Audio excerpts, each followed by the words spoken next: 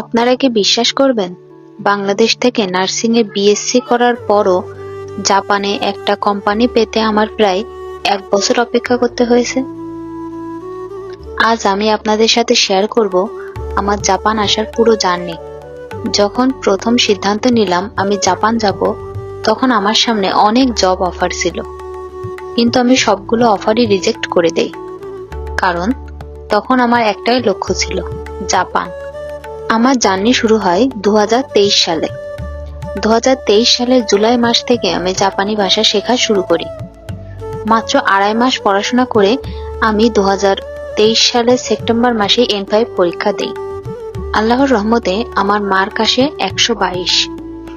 তখন অনেকেই আমাকে বলেছিল স্টুডেন্ট ভিসায় জাপান চলে যাও, কিন্তু আমি তখন একটা সিদ্ধান্ত নিয়ে ফেলেছিলাম, আমি স্টুডেন্ট ভিসায় না, জব ভিসাতে জাপান যাব।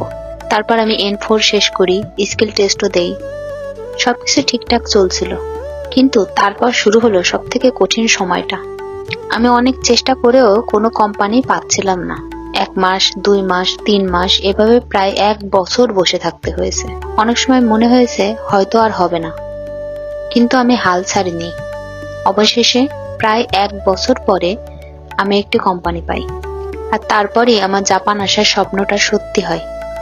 আমি 2025 সালের অক্টোবর মাসে SSW ভিসায় কেয়ার গিভার হিসেবে জাপানে আসি। এই জার্নি আমাকে একটা জিনিস শিখিয়েছে, স্বপ্ন যদি বড় হয় তাহলে ধৈর্য বড় রাখতে হয়।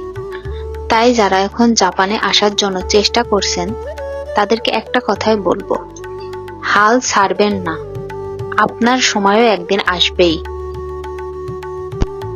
জাপান এবং জাপানিদের জীবনযাত্রা সম্পর্কে জানার জন্য চ্যানেলটি সাবস্ক্রাইব করুন। ধন্যবাদ সবাইকে।